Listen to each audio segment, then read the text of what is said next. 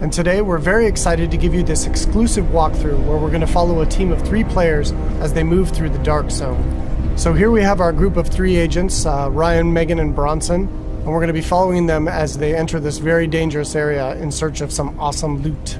Ryan is set up as the healer for the group, so he's got support skills loaded with Pulse and Healing Grenade. Megan is DPS, so she's got the Seeker Mine and Sticky Bomb loaded up. And Bronson's going to be taking the brunt of the punishment, so he's got Pulse as well and the turret, so he can keep the attention of the enemies during firefights. After the virus broke out, the Dark Zone was originally set up as a quarantine zone in the middle of Manhattan to contain the sick, but things rapidly went out of control, and there was a massive blackout and the military had to evacuate. They had to leave their most powerful gear and weapons inside the Dark Zone, so this loot is extremely valuable to you as a player. But this also means that it's the most dangerous place in the game. This loot attracts a lot of attention, including other real players. The Dark Zone is a multiplayer gameplay space in our world, which you can seamlessly enter without any loading screens. Outside of the Dark Zone, you can play in teams of up to 4, but once inside, you can decide to collaborate with other agents or betray them, kill them, and take their loot. As we climb the wall to enter, you can see the UI starts to cut out, because once inside the Dark Zone, we lose our connection to the outside world. And this area is highly contaminated, so we can see the players put on their masks to protect themselves from the virus, and then they're set to go.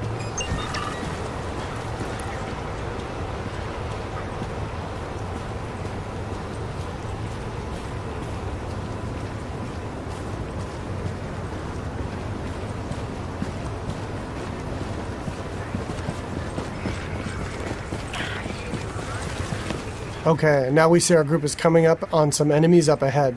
As we get closer, we can see that these are actually part of the Rikers faction. And this is a group of convicts which, after the virus broke out, escaped the prison and have flooded into Manhattan to take advantage of the chaos. Here we can see Megan does a pulse, which gives the group information about what enemy types and levels that they'll be facing. And then we can engage. As you can see here, Bronson's going to go up right on top of him and take point, so he can take the attention of the enemies and draw aggro, and we can support him from behind with healing grenades, as you saw there, and covering fire. Using covers in the divisions is really important. You're going to be seeing the agents here as they move around flanking the different enemies, moving cover to cover, using height elevation to their advantage, and really trying to make sure that you're not exposed at any time, because when you're out of cover, you take a lot of damage from enemies.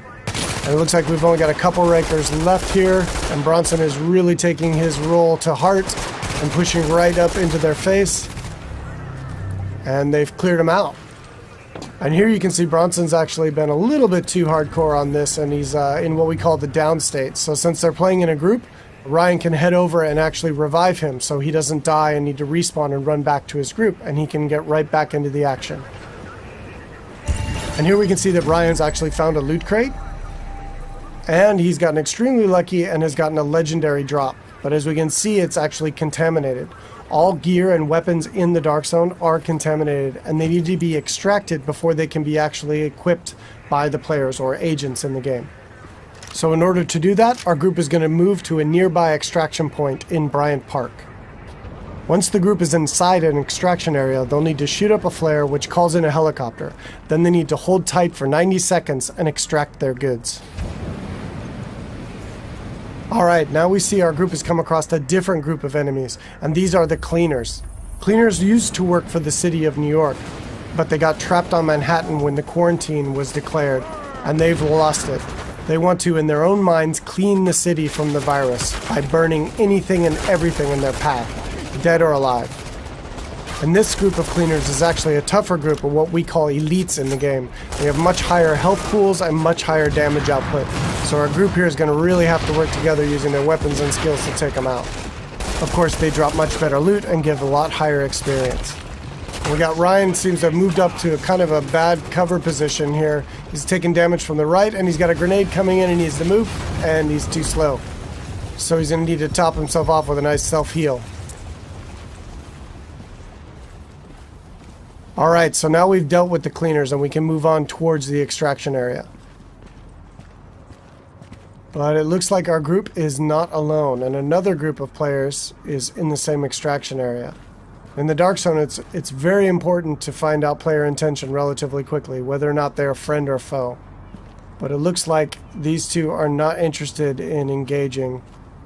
So our group's going to continue on and try to get that legendary weapon out. Extraction detected. Proceed with caution. Another team of agents has actually started an extraction, and our group is going to move to investigate.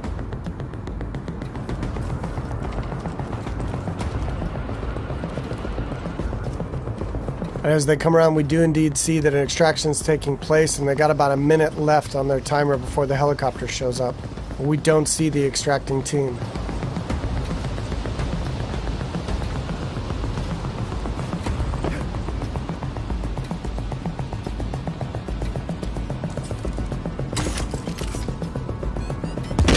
Oh, here we see that the extracting team actually got the jump on our group, and Bronson's been quickly down.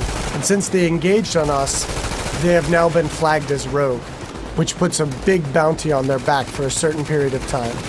Luckily, Bronson was able to make it back to our group, and we were able to quickly revive him and get him back up into the fight. And now we've got some PvP chaos happening. And here we see Ryan throws out another healing grenade to heal up both of his teammates as they're flanking around to the left to try to get better position on these rogue agents.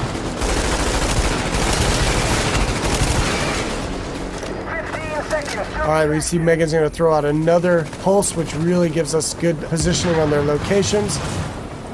And here we can see another downside to going rogue in the dark zone.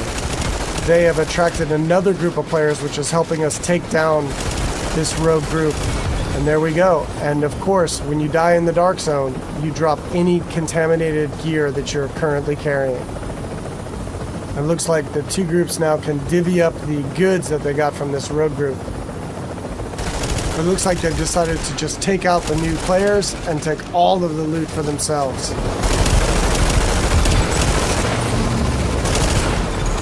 You're attacking friendly forces. Rogue protocol initiated.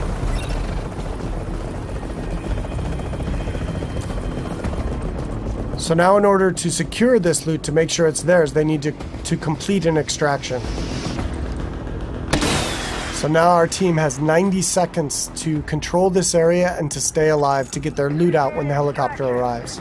And you can see them fanning out into good cover positions here in case any other players come into the area or those groups that we engaged come back.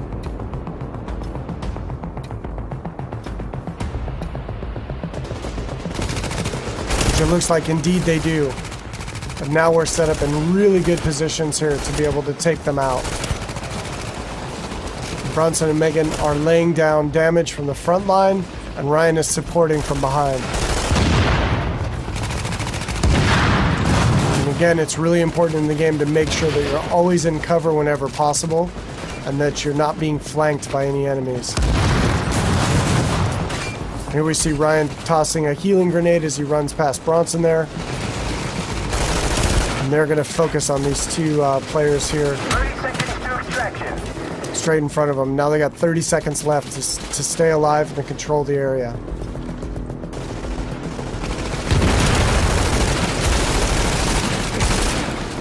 And that was some nice coordination there. It looks like a double kill coming off. Alright, and they dealt with the other group yet again.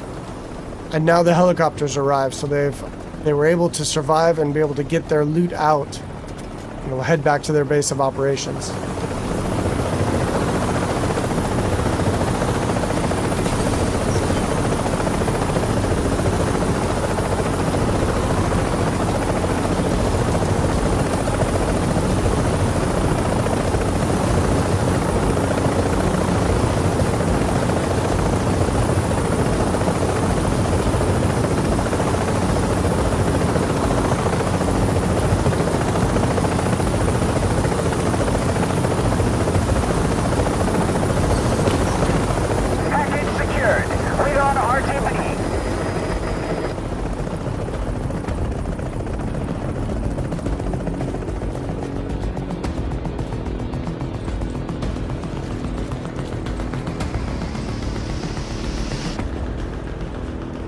Now we can see the group is still flagged as rogue, and they're a very juicy target for other agents in the area.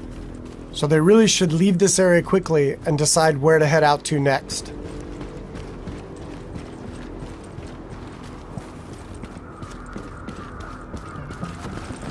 Alright, so that's it for today. I hope you enjoyed a little glimpse into the gameplay inside the Dark Zone of Tom Clancy's The Division.